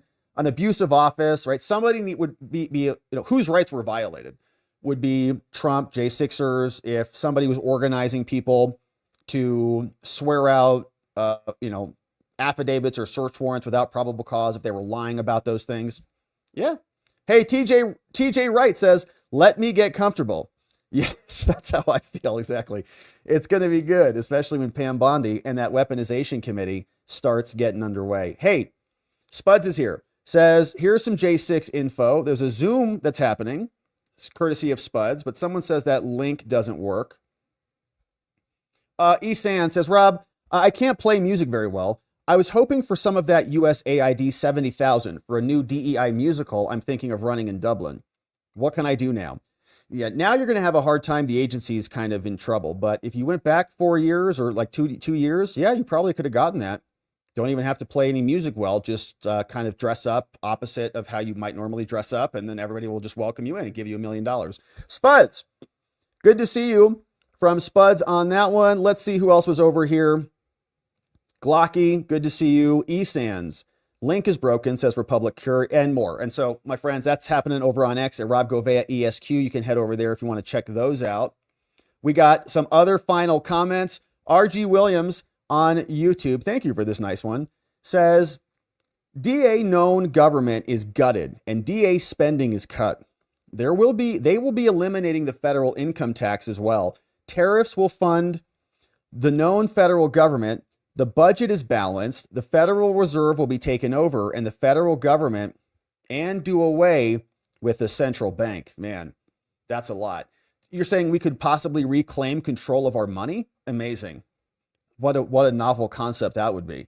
So we'll see what Trump does on the money thing. I did see, we talked about the creation of the Sovereign Wealth Fund, which is an interesting concept. And then we also saw about the creation of a Bitcoin strategic reserve, which might be fun too. So thank you for the nice dono, RG Williams. We do hope we get better control on our money. It's important. Hey, Deluxe Knight says, I will double tip if you can pronounce this. I have 100% faith in your abilities. Mellenbacher is how I would say it. Mellenbacher. M-E-H, how would you say this, my friends? M-E-H-L-E-N-B-A-C-H-E-R. Mellenbacher. How do we do? Any thoughts? I don't know. No idea. NY says, Rob, ask for HLA B27 for my back pain. It's a genetic test. Oh. What's it going to tell me? That I have a bad back and I'm in pain? Oh, I hate myself when I do that all the time. People recommend stuff for me. Like, you should go find out if you have this. I'm like, why? So I can know if my back hurts? My back hurts. I already know that. Thanks. Anyways, thank you for that, NY. Somebody says, I would say it Mellenbacher. That's how I'd say it. John says, that's how I'd pronounce it, says John. I mean, what are the alternatives? Like Mielenbacher? Like, what are the other alternatives here? Where'd that go? Mielenbacher? Malin Baker?